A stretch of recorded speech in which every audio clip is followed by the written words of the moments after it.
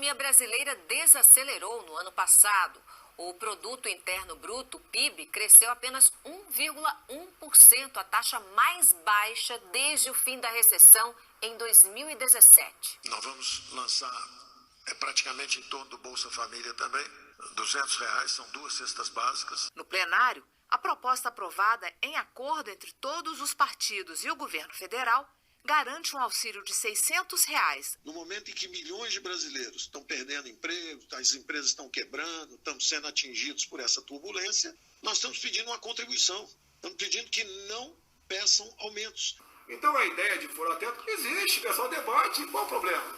Nós queremos encontrar caminhos, né, para melhorar a qualidade do gasto público, mas não será furando o teto de gasto. E os conselheiros do presidente, que estão aconselhando a pular cerca, a furar teto, vão levar o presidente para uma zona de incerteza, para uma zona sombria, uma zona de impeachment, de irresponsabilidade fiscal.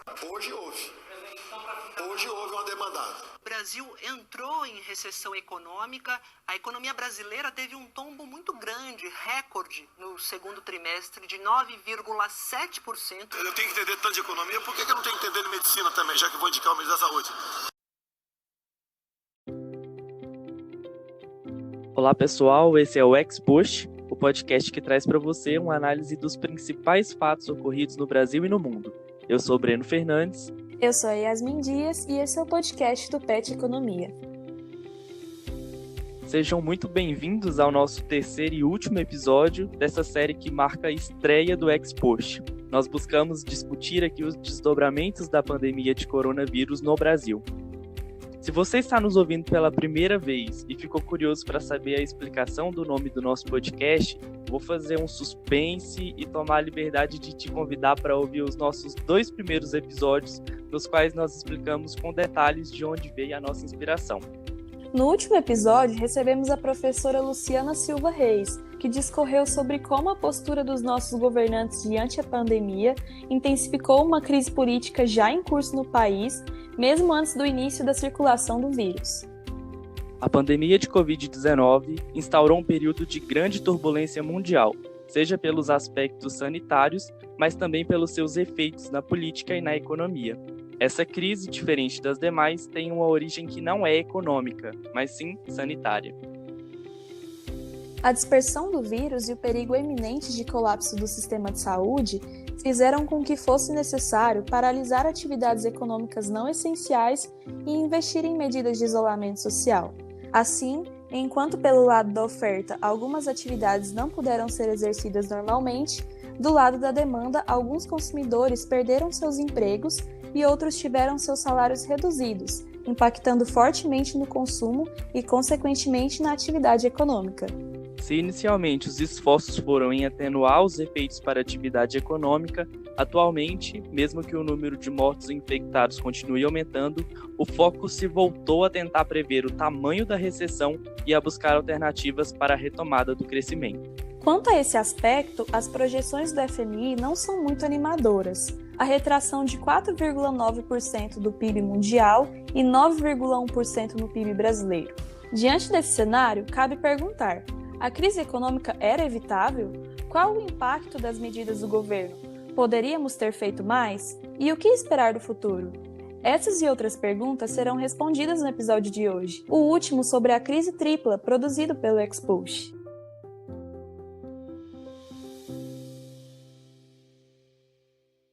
Para nos ajudar nessa discussão, convidamos Fábio Terra. Ele é professor de Economia da Universidade Federal do ABC e do Programa de Pós-Graduação da Universidade Federal de Uberlândia. Além disso, é presidente da Associação Keynesiana Brasileira. Bem-vindo, Fábio. Muito obrigado por ter aceitado o convite para participar do nosso programa. Breno, Yasmin, toda a turma do PET, para mim é um prazer imenso conversar com vocês. Parabenizo muito a iniciativa de lançarem esse podcast, Expost, um nome super criativo. E para mim é um prazer imenso falar com vocês.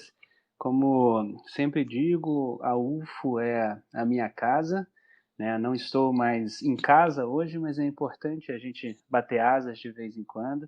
Então qualquer coisa que venha da UFO é para mim uma obrigação. Obrigado vocês pelo convite e a todas as pessoas fazem parte do programa de educação tutorial do Instituto de Economia, do curso de Economia. Obrigado.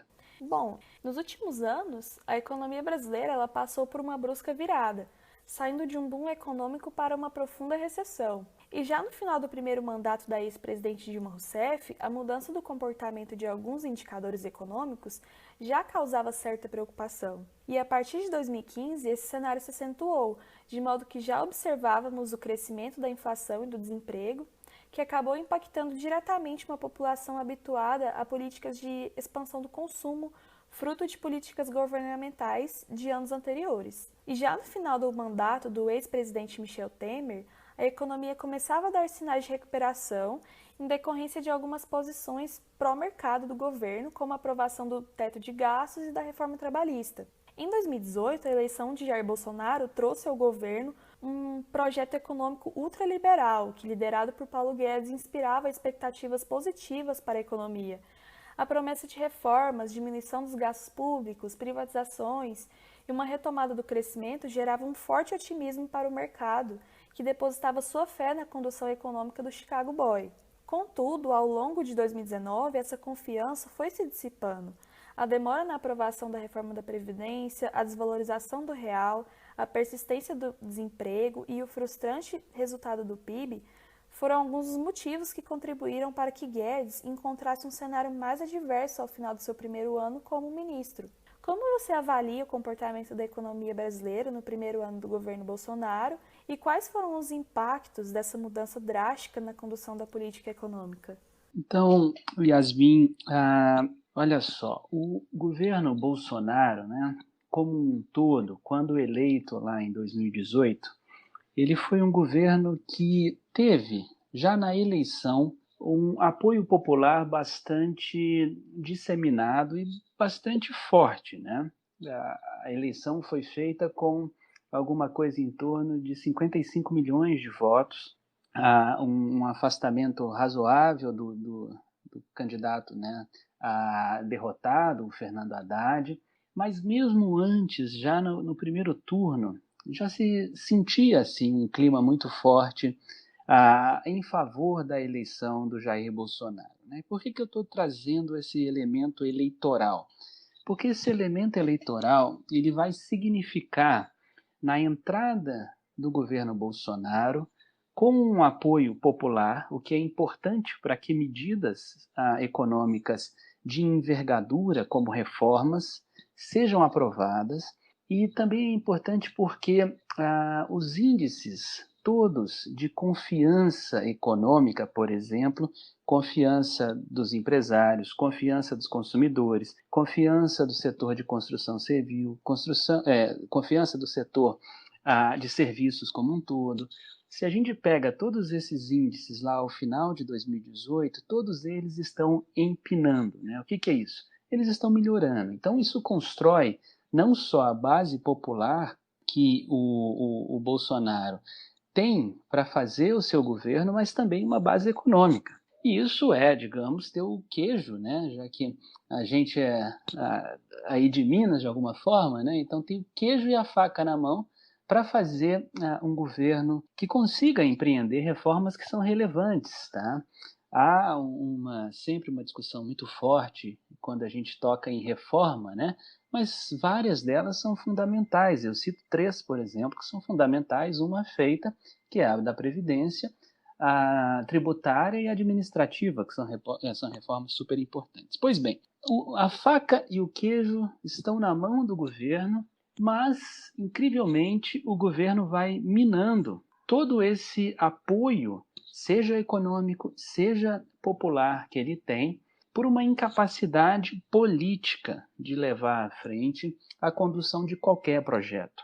Então, toda vez que a gente está conversando sobre política econômica, o substantivo é política, né? Então, é muito difícil a gente escapar de uma análise de como o governo se estrutura. E este foi um governo que acabou se estruturando sem uma base, por exemplo, parlamentar, já vista que o presidente hoje sequer é filiado a algum partido, né?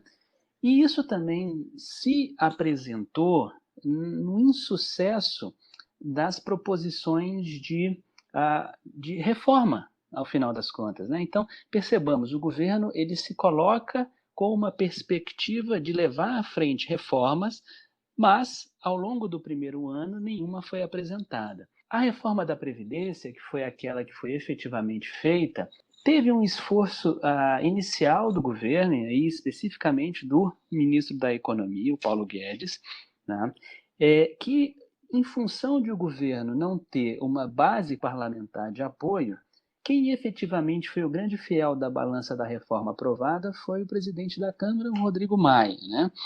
O Rodrigo Maia, por sua vez, ele resgatou, de certa forma, a proposta de reforma da Previdência que havia sido levado a efeito pelo governo Temer. Tá? Então, não foi, ao final, para bem do Brasil, a proposta do Paulo Guedes que efetivamente foi aprovada. As outras medidas que também foram aprovadas e que são de relevo, como a questão da cessão onerosa do petróleo, ela também vem do governo Temer, e a MP da Liberdade Econômica, idem. Tá? Então, no final das contas, aquilo que foi feito em termos de mudança econômica, ou de proposição econômica, acabou sendo um imenso resgate do governo Temer. Tá? Aquilo que veio de novo, por exemplo, carteira verde e amarela e tudo mais, não tem nem repercussão disso aí na economia. Por fim, né, em termos, portanto, do desempenho econômico desse governo, e aí ainda no âmbito da política econômica, tem esse fracasso, né? Acho que a gente pode, sem algum problema, chamar o Paulo Guedes de um grande prosador de promessas. Assim. Ele é um grande contador de causos, né? Porque ele está sempre prometendo para a semana que vem alguma coisa. E, no fundo, toda semana é a semana que vem nesse sentido, ao passo em que nada efetivamente é feito. E o desempenho econômico daí, né, do Brasil em 2019 foi um desempenho econômico pior do que 2017 e 2018. E a razão para isso foi aquela que eu apontei no começo, né? O governo inicia com um amplo apoio econômico e popular, mas esse apoio não é transformado em medida concreta de um projeto econômico. Nesse sentido, há uma desconfiança que começa a ser colocada, e isso vai minando as bases sobre as quais a economia poderia ter alguma forma de melhoria da sua dinâmica econômica. Por fim, para encerrar, é claro que uma economia largada só ao setor privado, ela vai ser uma economia fadada a um desempenho econômico pífio.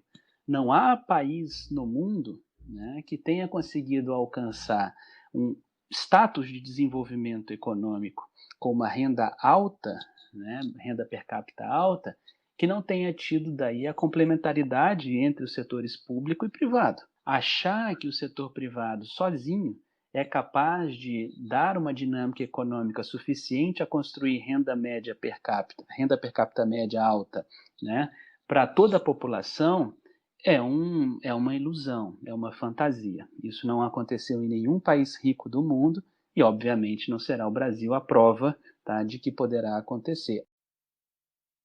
Fábio, nós discutimos no nosso primeiro episódio que o SARS-CoV-2, o vírus causador da Covid-19, tem características muito peculiares, como a alta hospitalização e a transmissão por assintomáticos, né, o que contribui para que a sua propagação seja muito rápida. Nesse cenário, um dos principais instrumentos para lidar com essa crise e evitar o colapso dos sistemas de saúde é o distanciamento social, pois a partir dele é menos provável que as pessoas contaminadas passem a doença adiante, diminuindo a velocidade de contaminação. No entanto, a adoção dessa política suscitou um intenso debate sobre a existência de um suposto trade-off entre saúde e economia, como se os impactos econômicos fossem inteiramente explicados pelas medidas de isolamento social. Mas é preciso considerar que uma pandemia por si só já impõe algumas dificuldades econômicas, que podem até ser agravadas em decorrência das políticas que foram adotadas. Gostaria de saber, então, qual que é a sua visão em relação a essa tentativa de fazer uma oposição entre saúde e economia, e se nós podemos dizer que a ação do governo na condução da crise sanitária no Brasil, que foi na contramão da grande maioria dos países do mundo, agrava mais ainda essa crise econômica vivenciada no país. Então, Breno, vamos lá, né?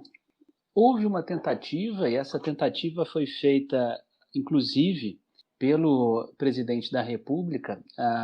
Incrivelmente, né, o ministro da Economia, Paulo Guedes, ele não seguiu essa, digamos, minimização da necessidade de isolamento que o Bolsonaro fez, né?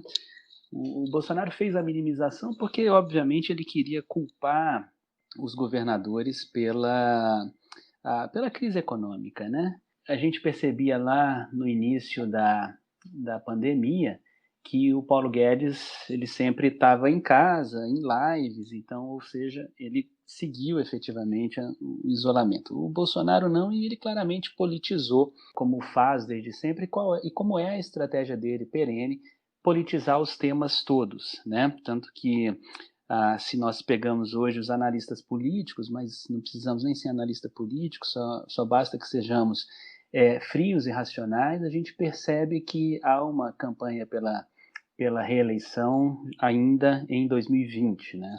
Não temos nem a metade do mandato concluído. Pois bem, mas vamos deixar de lado o âmbito político, embora ele seja indissociável do que a gente está conversando, e vamos caminhar para o detalhe do que é essa crise. Essa crise é uma crise de dupla natureza. Ela é uma crise causada por um elemento biológico, né?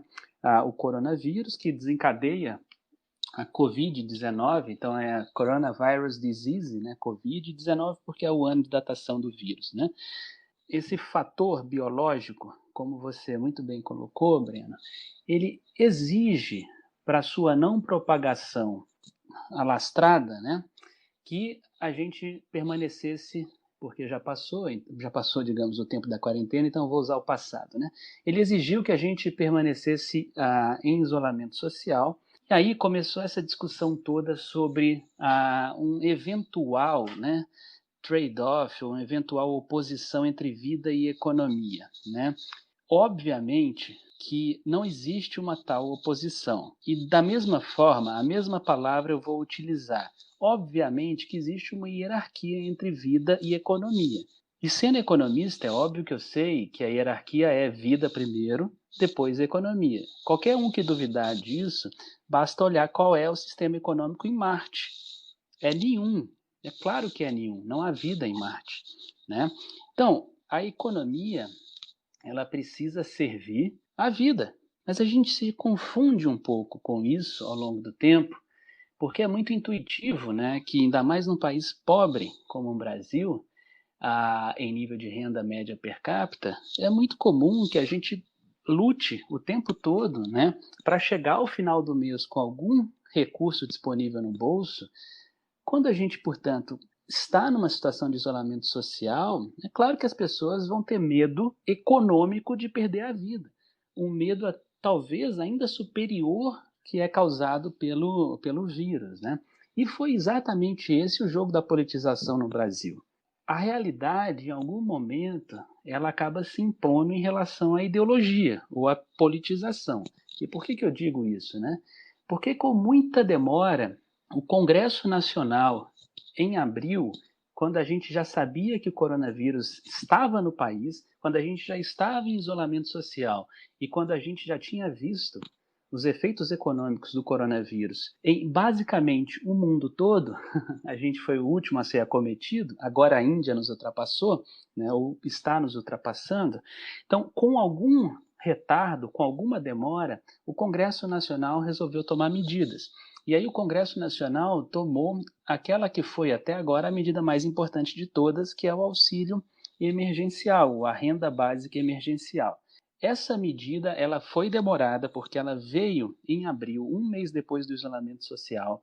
Tá? O recurso só pôde ser sacado efetivamente a partir de 27 de abril. Mas, embora atrasada, essa política foi abrangente. E considerando que a mediana de renda do brasileiro são R$ 413 por mês, o valor da medida, e também considerando a sua abrangência, foi bom. R$ 600 significa 45% a mais de renda emergencial para as pessoas que estão recebendo em relação à mediana da renda do brasileiro.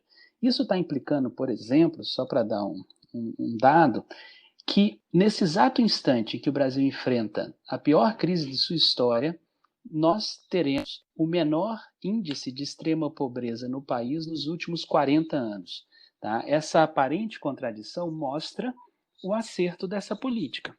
Então, o Congresso Nacional foi quem levou essa política adiante. Essa foi uma política muito acertada, embora tenha demorado a chegar, e ela ganhou a discussão. Hoje, o que se discute no Brasil, né, hoje, inclusive, quando a gente grava esse programa, a discussão que está sendo feita é sobre a tal Renda Brasil. Por quê? Porque o Bolsonaro, na sua campanha política perene, que é o que o marca nesse seu mandato, ele percebeu os bônus políticos que vêm desse programa de auxílio de renda. Então, hoje se discute, por exemplo, a implantação de uma tal Renda Brasil, que seria uma espécie de renda básica universal, cuja corroboração da importância vem do auxílio emergencial.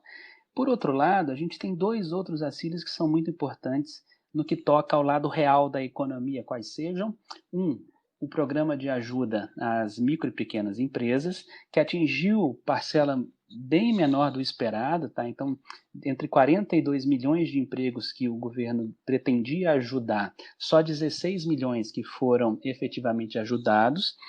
E junto com esse programa para micro e pequenas empresas, que é muito relevante porque elas produzem 30% do PIB brasileiro e empregam 52% do trabalho formal nesse país, junto com o programa emergencial, veio um programa do Tesouro, na terceira tentativa, tá, feita de ajudar micro e pequenas empresas, que é um programa do Tesouro de concessão de garantias em até 85% do crédito que as micro e pequenas empresas tomarem dos bancos. Então, isso facilitou que os bancos concedessem crédito à micro e pequena empresa. O tratamento à micro e pequena empresa demorou bastante, foi muito aquém da relevância das micro e pequenas no PIB brasileiro.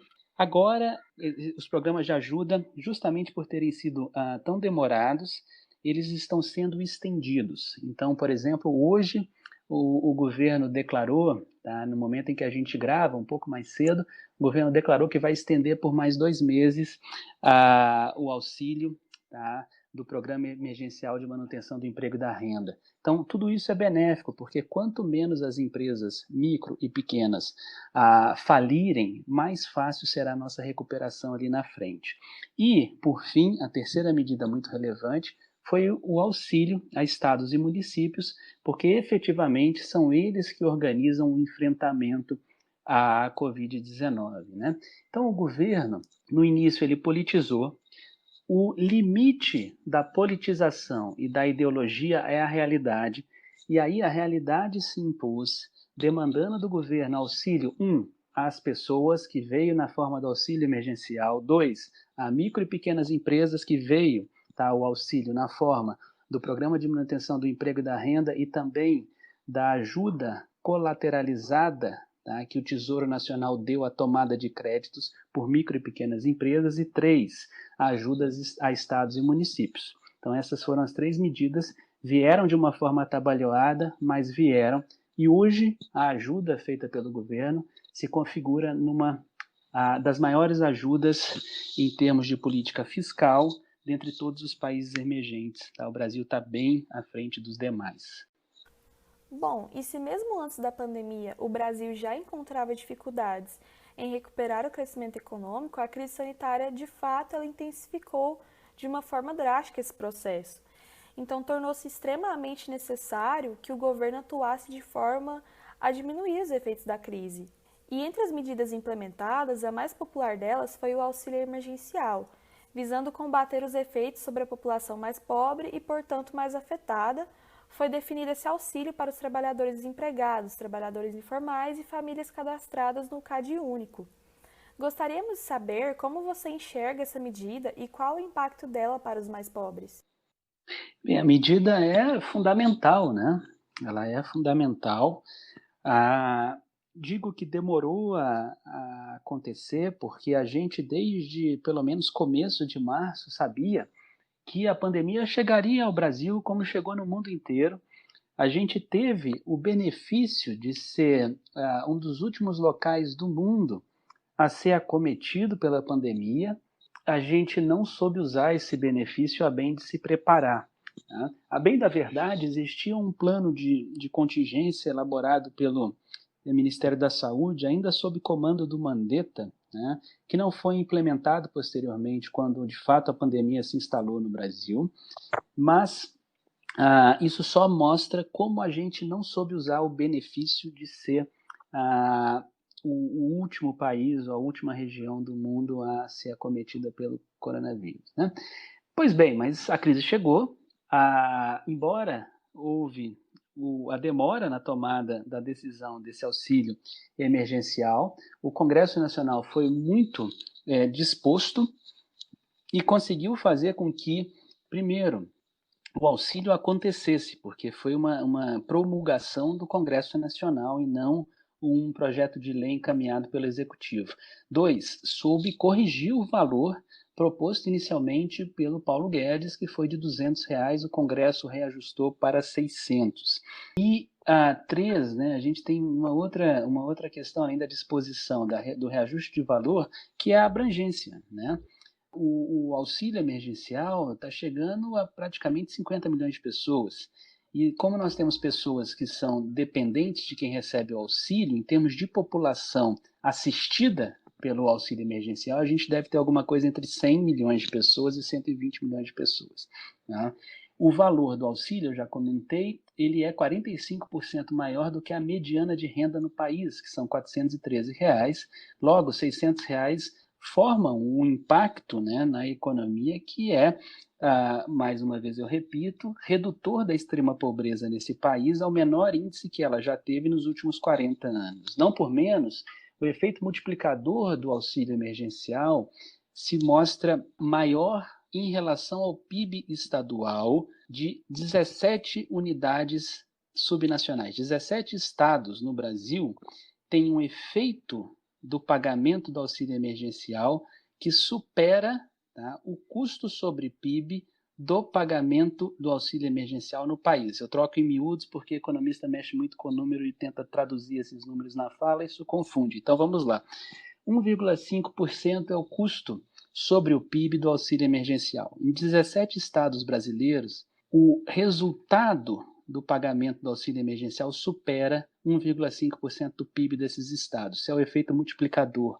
E é claro que isso vai acontecer porque o Brasil é um país extremamente desigual, além de ser um país, tá, detentor de uma renda per capita média. Tá? Então isso significa que quando a gente distribui renda via gasto público na forma de transferência de renda com auxílio emergencial, a gente oferece poder de compra, a gente oferece condições de uma pessoa comprar a sua vida material, né? E isso daí acaba, em última instância, dinamizando a economia. Se não, vejamos, né? Norte e Nordeste, nos últimos 2 meses, tiveram uma dinâmica, tá, do PIB que ficou bem, mas bem melhor do que era esperado em geral de queda de PIB. E o mesmo, não tenho dúvida, vai acontecer com o Brasil. Tá? Os dados já vão mostrando que nós tivemos um determinado efeito rebote positivo em termos de economia vindo do pagamento do auxílio emergencial. E agora, o que é preciso é se encontrarem as formas para que o auxílio emergencial continue de alguma maneira pela frente. Tudo na economia tem um custo, então é preciso que a nossa orientação intelectual, que a inteligência e a expertise que existe no debate econômico brasileiro seja orientado, mais do que um fla-flu especificamente, mas seja orientado a fazer com que nós consigamos estabelecer o auxílio emergencial por um tempo mais prolongado, porque os efeitos benéficos que ele traz à economia já estão muito claros. Aproveitando que a gente está falando dessa política que foi tão importante, né, o auxílio emergencial, desde o início, desde a sua implementação, intensificou também a defesa em relação à instauração de uma renda básica permanente, como você bem disse. Como você enxerga esse processo e o que nós podemos esperar dessa discussão em relação à instituição desse programa? Então, Breno, vejamos, né?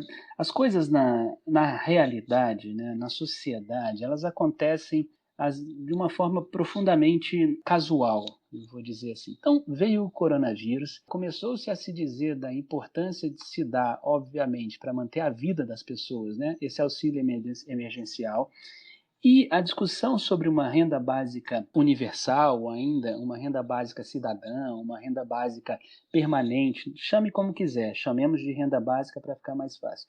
E a discussão sobre a renda básica, ela simplesmente se arvorou no Brasil. Então, assim, isso foi casual. Se a gente voltasse para dezembro de 2019 ou janeiro de 2020, a gente estaria discutindo PIB público e PIB privado. Não, estou brincando, a gente não precisa discutir isso, porque isso existe, né? Mas, assim, a gente não estava com o holofote virado para essa renda básica, né? O holofote virou, e agora a renda básica, ela é uma discussão praticamente ganha em termos da sua necessidade. Em termos da sua operacionalidade, ainda se precisa discutir. O governo, cuja proposição econômica era de uma austeridade fiscal alastrada, o que é isso, né? Gasto público nenhum serve, essa é a mentalidade antiquada, digamos, dos condutores da política fiscal no Brasil, não diria que da política monetária seja assim, mas da política fiscal o é. E agora, os secretários do Ministério da Economia, bem como o Paulo Guedes, buscam alguma forma de, por exemplo, retirar o abono salarial, uma classe do abono salarial, né, para quem ganha 2 salários mínimos, para poder financiar a renda básica emergencial. Busca-se usar determinados créditos que venham da reforma tributária para poder financiar a renda básica emergencial ou uma renda básica contínua. A desoneração de impostos, né, que é um problema sério que nós temos no Brasil e precisamos enfrentar, e a reforma do Bernardo Api, né, a PEC 45, ela enfrenta isso, a do governo não enfrenta. Então, há uma certa reoneração de vários setores que são hoje privilegiados, também traria recurso, isso tudo se dedicaria ao pagamento dessa renda básica, cujo nome que o governo pretende dar é Renda Brasil. Então, o que eu tenho a dizer basicamente é que o debate está, de certa forma, vencido a favor da existência dessa renda básica. O que ainda não se definiu é a operacionalidade dela, o valor a ser pago. O Guedes oferece alguma coisa em torno de R$240 por receptor, enquanto que o Bolsonaro, segundo fontes, né, indicam, ele gostaria de um valor próximo a R$300, ou seja, metade do auxílio emergencial, e busca-se fazer também com que seja um programa relativamente alastrado, né? Ele substituiria o abono salarial para quem ganha acima de um salário mínimo, substituiria o salário família e substituiria a Bolsa Família, né? E se congregaria em um só programa. Bem, o que eu tenho a dizer é que é muito bem-vindo um programa dessa natureza, certamente trará um ganho de popularidade profundo ao presidente Jair Bolsonaro, o que particularmente me é incômodo, mas eu estou preocupado com a vida das pessoas e acho que a eleição a gente ganha de outra forma, não é lutando contra um programa deste. Ao final, né, acho que a gente tem que ter um profundo cuidado com o uso de um jargão que é muito utilizado normalmente nas análises políticas, que tem um cunho econômico, que é o termo populismo. Nós somos um país pobre. O Brasil é um país com PIB absoluto muito bom, que é um dos 10 maiores do mundo.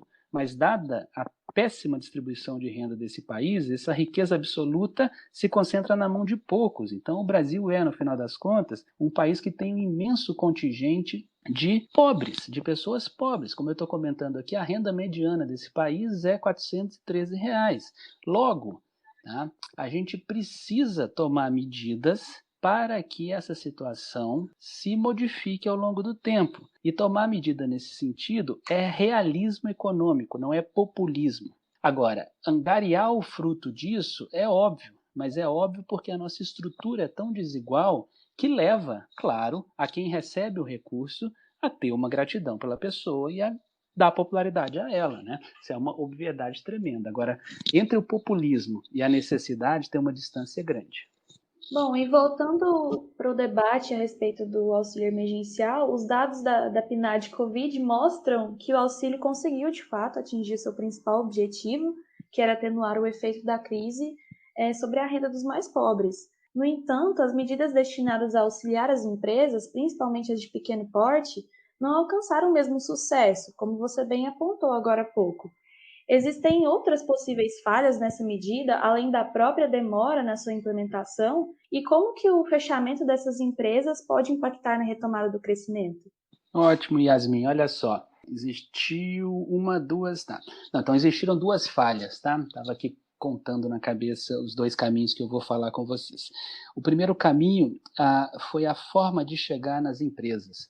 O governo tentou duas medidas iniciais que eram medidas de facilitação de acesso ao crédito. Tá? Então, o governo, por exemplo, ele reduz o requerimento de capital do sistema financeiro para tentar fazer com que mais recurso fique disponível e chegue nas empresas. O problema é que, no meio de uma crise em que as empresas estão em distanciamento social e, portanto, estão com as portas fechadas, elas não vão tomar crédito, né? Por outro lado, os bancos também, no meio de uma crise, têm restrição de crédito, eles têm preferência por ter liquidez, né? Então não vão emprestar. Logo, aí está um problema sério e esse foi o primeiro caminho que o governo tentou, fazer com que as empresas tomassem crédito. Então, isso foi um caminho bastante problemático. O segundo problema é o governo colocou em vigência o programa que foi acertado, tá? O programa de manutenção do emprego e da renda. A ideia dele é muito boa, mas agora, entre você lançar o programa e você conseguir chegar nas empresas desse país, tem uma distância muito grande, até porque, imagina, como é que a gente vai conseguir fazer com que uma medida de política chegue nas empresas? Lembremos, né? A empresa não anda, a empresa a gente não vê andando na rua, a empresa não vai ao banco, é muito difícil. Então, como é que a gente chegaria a esse programa a milhões de empresas no país, né? O governo precisava ter se antecipado à operacionalidade da política. Pois bem, eu disse que o programa de manutenção do emprego e da renda, essa é a segunda fala que eu vou dizer sobre as medidas para micro e pequenas empresas, eu disse que esse foi um programa acertado. Sim, ao final ele foi acertado, ele atingiu 30% do que pretendia, mas conseguiu fazer pelo menos isso, né? Em face a nada, isso está bom. O que eu inicialmente acho que o governo deveria ter feito? Ele deveria ter permitido que o auxílio emergencial chegasse, tá, na folha de pagamento das empresas. O que é isso? Estou dizendo, trocando em miúdos, que o governo deveria ter assumido a folha de pagamento das empresas. Tá? Isso parece uma ideia muito extravagante, mas os países avançados fizeram isso. E, mais uma vez, o Brasil está entre os 10 países mais ricos do mundo. Então, os países avançados estão ao nosso lado ali dentro. O governo deveria ter feito isso por 1 ou 2 meses para dar um alívio a quem não está tendo faturamento porque as portas estão fechadas, mas está pagando o salário dos seus empregados. O programa de manutenção do emprego e da renda, de certa forma, faz isso, mas faz isso com uma espécie de suspensão temporária do contrato de trabalho, em que, no fundo, a pessoa recebe um percentual do seguro-desemprego. Tá? É uma proposta inteligente, é uma proposta que conseguiu ter o seu efeito, mas ela demorou muito a vir e talvez a gente precisasse ser um pouco mais enfático e robusto na ajuda, assumindo mais efetivamente a folha de pagamento. E qual é a repercussão que a gente pode ter de, digamos, políticas que foram ou demoradas ou que não conseguiram acessar o público-alvo? O problema é que o PIB brasileiro, 30% dele, como eu comentei, é feito por micro e pequenas empresas. Mais importante do que isso, ou tão importante quanto isso, é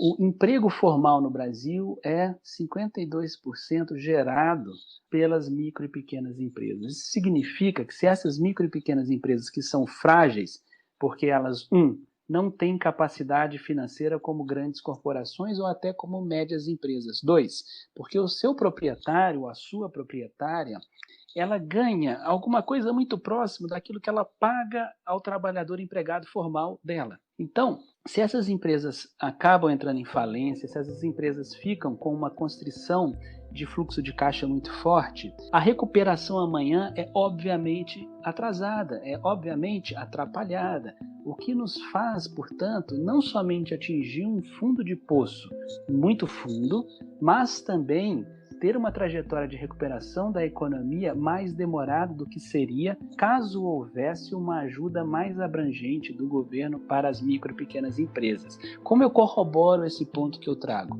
Olhando para o auxílio emergencial e para os impactos positivos econômicos que ele está tendo, que são muito superiores ao custo dele em relação ao PIB ou em relação às finanças governamentais.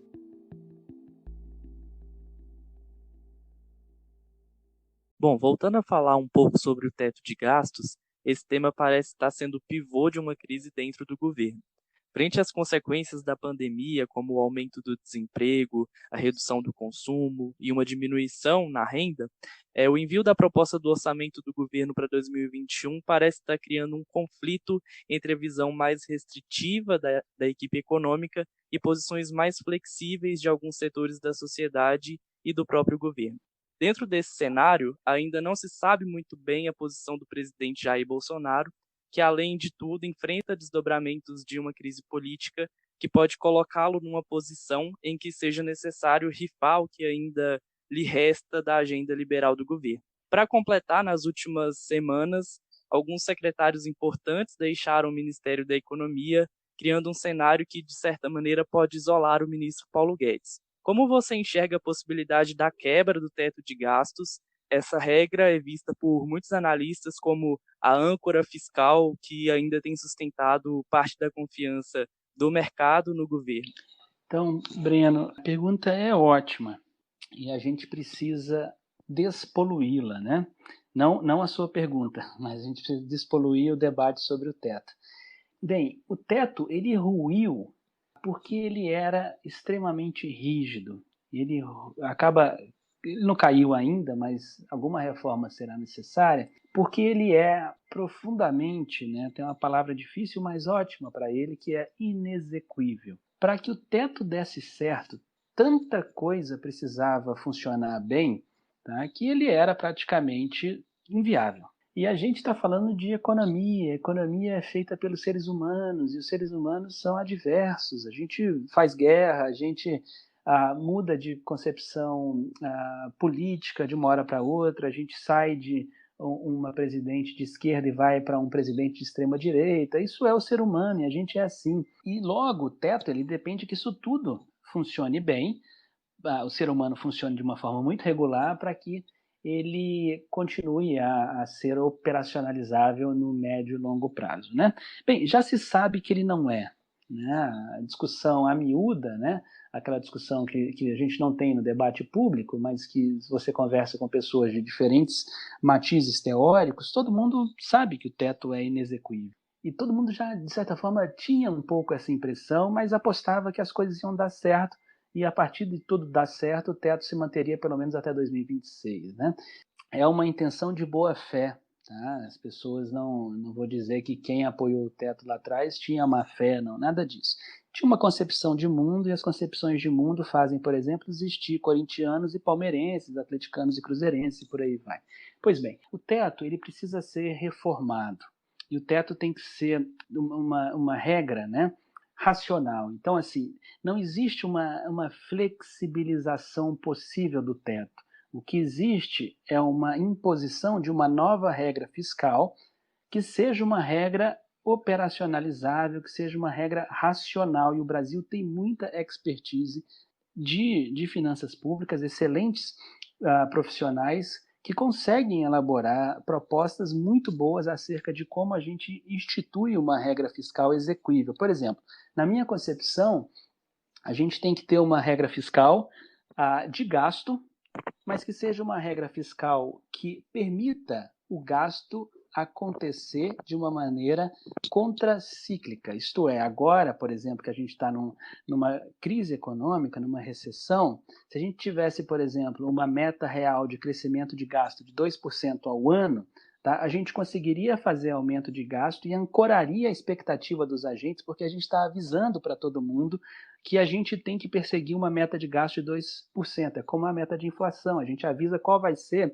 o tamanho da variação positiva dos preços, no caso da meta de inflação, tá, ano a ano, ou melhor, a cada 3 anos, né, definido pelo CMN. A gente pode trazer essa mesma ideia para os gastos. E aí, se o país daqui a 5 anos está numa postura econômica boa, as receitas vão crescer uma proporção razoável do PIB, né, a gente vai ter um superávit primário que está dado por justamente a gente anunciar uma meta de gasto, mas uma meta que seja realista. O que as pessoas estão confundindo em economia, não vou entrar no âmbito político nessa resposta, mas em economia o que as pessoas estão confundindo é a ideia de que uma regra fiscal é fundamental. Sim, ela é. E as pessoas confundem a ideia com a ideia de que o teto de gastos é que é fundamental. Não, não é. O que é fundamental é ter uma regra fiscal, não um teto de gastos. Né? Então, se o teto de gastos fosse, se o teto de gastos ao molde brasileiro fosse o melhor, o mundo inteiro usaria. Por que a gente é um dos 3 países que existem que colocou uma regra tão brusca e inscrita na Constituição? Certamente a gente é carta fora do baralho, que indica que tem alguma coisa errada conosco e não com o mundo, né?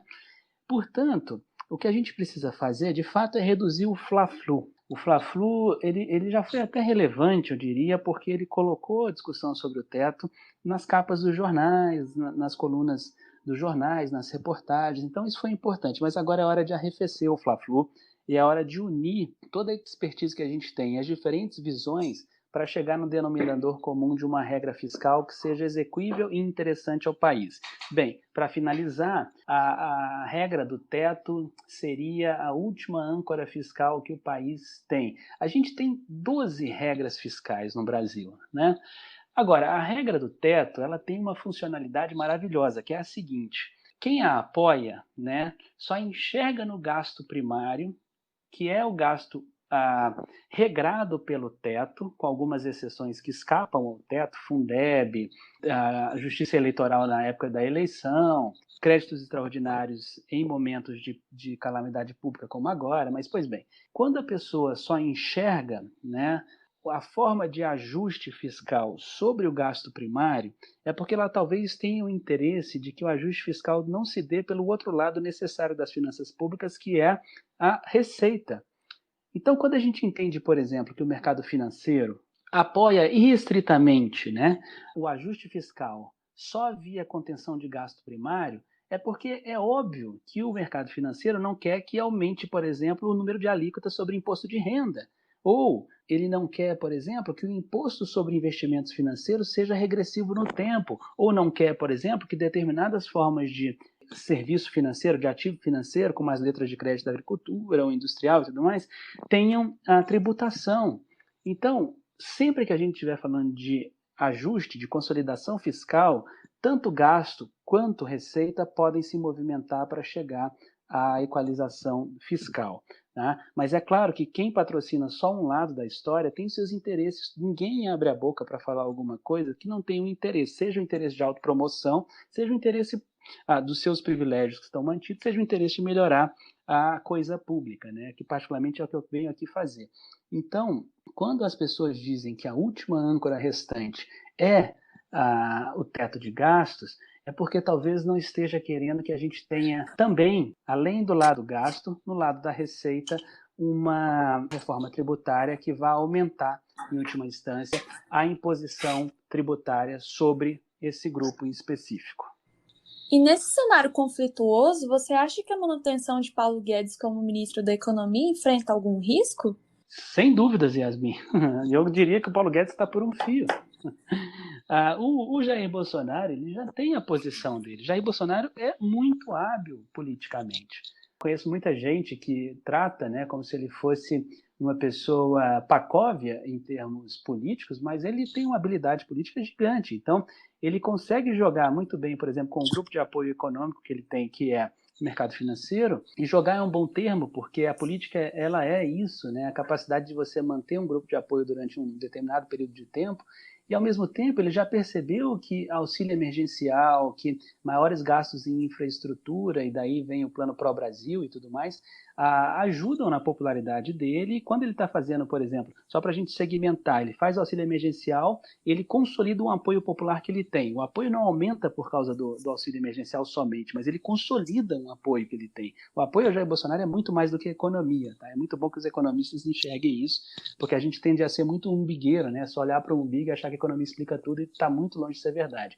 Quando ele vai, por exemplo, tenta construir um plano de recuperação de investimentos em infraestrutura, ele ganha apoio dos empresários industriais. Quando ele mantém o teto de gastos, né, ele continua com o apoio do mercado financeiro, e assim ele está negociando com todos os segmentos da sociedade, né? Nesse sentido, ele está percebendo a popularidade dele crescer, sendo que ela nunca de fato caiu demais. A reprovação do governo caiu bastante. Mas a popularidade do presidente, não, são coisas diferentes. Uma coisa é a pessoa gostar dele, outra coisa é falar, não, eu gosto de você, mas não gosto de como você governa, né? E o que o presidente tem notado é que, ao se tornar um presidente normal, né, que é o que ele de vez em quando tenta fazer, com vários escapes, é claro, mas tenta fazer uma normalidade, por exemplo, de atender todos os segmentos, ele acaba entrando em claro conflito com a equipe econômica, que para quem o Estado deve sair absolutamente da atuação na economia, né? E aí dentro do governo, também é óbvio, outros lados, outros ministros começam a ter mais evidência e fazem a disputa política. Nesse caso eu estou falando sobretudo do Rogério Marinho, que sem sombra de dúvida é o político mais capaz desse governo. Foi ele que fez a reforma trabalhista do Temer lá atrás, né? Então essa disputa tem feito com que o Paulo Guedes fique bastante isolado. E agora, com todas as saídas dos secretários que o acompanharam desde o começo do governo, né, isso se torna ainda uma posição mais delicada para a manutenção do Paulo Guedes no governo. Eu, particularmente, até acho que ele está sendo muito teimoso em permanecer, porque a aresta dele está cada vez menor. Porém, se você, né, atentar um pouco ao perfil do Paulo Guedes, ele está na posição em que ele sempre sonhou. Então, ele tem uma obstinação de poder tentar permanecer ali. É o conflito político, não é a economia só que explica isso. Na verdade, a economia explica pouco disso daí. Para finalizar, tem uma publicação sua que viralizou ainda no início da pandemia, em que você dizia que quando a economia se torna mais importante que a vida humana, a humanidade acabou. E completava afirmando que nós tínhamos meios para lidar com a crise econômica desde aquela época, mas não tínhamos como voltar da morte. Pensando então nesses meios de lidar com a crise econômica, como você avalia as medidas tomadas até aqui e o que nós precisamos fazer daqui para frente para caminhar no sentido de uma retomada do emprego e do crescimento pós-pandemia? Breno, aquele tweet que eu fiz, né, 26 de março, não me lembro exatamente o dia, mas foi um dia depois do presidente dar aquela horrorosa declaração na rádio e TV, né, sobre falar da cloroquina e dizer que ele não foi acometido pela Covid quando a teve inicialmente, né, porque ele tinha um histórico de atleta. Então, assim, o Brasil, né, numa apreensão tremenda com relação à chegada da pandemia no país enquanto pandemia, e o líder da nação, que é, digamos, o maior congregador do sentimento popular, né? Afinal ele teve 55 milhões de votos, um pouquinho mais do que isso, ele vem e faz uma declaração belicosa dessa, né? Naquele momento, eu me lembro, assim, à tarde, acho que de quarta-feira, assim, eu resolvi, poucas vezes eu fiz isso na vida, eu resolvi ser pessoal, profundamente pessoal, no Twitter, e acho que acabei incorporando o Zeitgeist, né, assim, o espírito daquele momento, assim, né? Foi absolutamente involuntário. Depois disso eu não fiz mais posts pessoais no Twitter, porque aquilo me gerou muita dor de cabeça também. Não achem que é só viralização, só traz coisa boa, que eu fui atacado por haters, é uma coisa tremenda, e por bolsominions idem, né? Mas voltando ao que interessa, né? O governo, ele conseguiu achar o resultado econômico de tudo o que ele tomou. O resultado econômico está aí. A sociedade hoje discute a importância da participação do Estado na economia, que era alguma coisa que a gente simplesmente parou de discutir a partir da queda da presidente Dilma via impeachment em 2016. 2017, 18 e 19 foram anos em que falar de atuação do Estado na economia era como invocar o mal. Isso agora acabou, né? E acabou não somente para a população, mas acabou também para os governantes, né? A não ser para o Paulo Guedes, mas percebamos, a gente acabou de conversar que ele está numa berlinda danada, porque ele está sozinho como bastião do ultraliberalismo ali no governo. Isso é muito bom, tá? Não o isolamento do Guedes sozinho, né? Porque cairá ele e entrará outro igual a ele, então não é isso que importa. Mas o que importa é que a gente deixe de demonizar a política fiscal. Pois bem, então deu certo, né? Mas deu certo com algum atraso. E deu certo sob um custo que é o segundo maior custo no mundo em termos de vidas.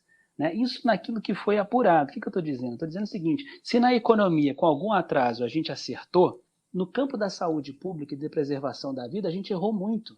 O Brasil tem um nível de morte, que é hoje o segundo maior do mundo, será ultrapassado pela China, tá? Mas se a gente pegar a relação morte-população, a gente está ganhando dos países que têm população semelhante a gente. Não dá para falar que a Índia tem uma população semelhante a gente, é muito maior, então o valor absoluto lá será maior, tá? Até porque eles também deram os erros em termos de saúde pública que nós fizemos, e o outro país que fez isso foi Estados Unidos, né? E eles também carregam, né, a pecha de serem os maiores em termos de número de contaminação e hoje tamanho de morte igualmente, o Brasil quase chegando lá. O que eu quero dizer com isso? A gente tinha meio desde o começo para lidar com a parte econômica da crise, mas a gente demorou a tomar, a gente tomou de forma atabalhoada e agora, 5 meses depois que a pandemia se instalou no país, a gente mostra os resultados. Se nós tivéssemos nos preparado, sabendo que a pandemia ia chegar no Brasil, porque era óbvio, ela chegou em todo lugar. Se a gente tivesse se preparado para assim que ela chegasse, a gente tomasse as medidas, talvez a gente teria um custo de vida nesse sentido, tá? Um custo de vidas nesse sentido muito menor, e era isso que eu estava ali clamando, né?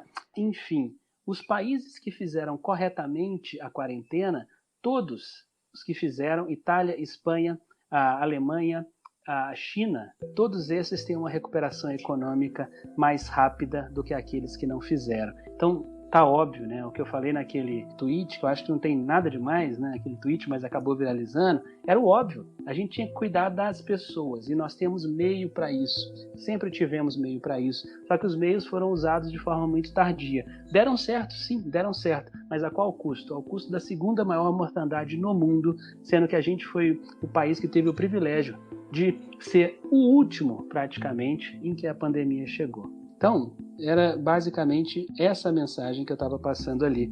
Pena, né, que, embora tenha viralizado, ela só serviu para viralizar.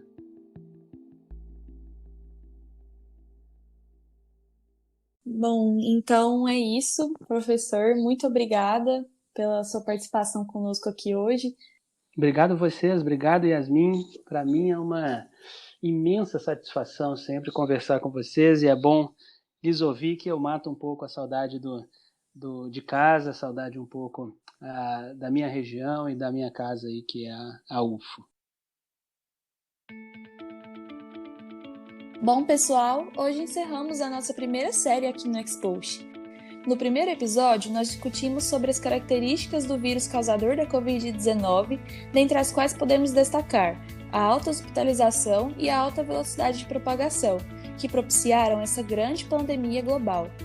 Além disso, destacamos os fatores que diferenciam a crise sanitária no Brasil em relação aos outros países do mundo e especulamos sobre o futuro e as expectativas para a retomada da normalidade.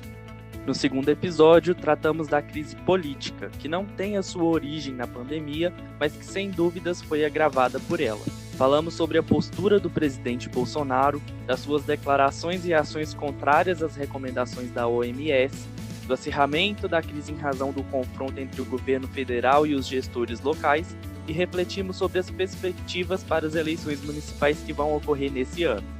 Por fim, a pandemia de coronavírus impôs dificuldades econômicas a países de todo o mundo. No Brasil, que já tinha um cenário de baixo crescimento, as expectativas quanto ao tamanho da recessão não são animadoras. No episódio de hoje, falamos sobre o comportamento da economia no primeiro ano do governo Bolsonaro, das medidas econômicas de combate ao coronavírus por meio do auxílio às pessoas e empresas, da crise interna no governo, em decorrência do teto de gastos, e sobre os meios para lidar com a crise econômica. Se você gostou desse episódio, compartilhe com seus amigos, colegas e com o pessoal da família também. Caso queira falar conosco, pode nos contatar pelo e-mail expostpodcast@gmail.com ou pelas redes sociais do PET Economia. A apresentação desse programa foi feita pelo Breno Fernandes e por mim, Yasmin Dias. O roteiro foi escrito por mim, Breno Fernandes, pelo Vitor Duarte e pela Nara Moraes. E Thiago Simon e Victor Duarte fizeram a edição de som. Muito obrigada e até a próxima!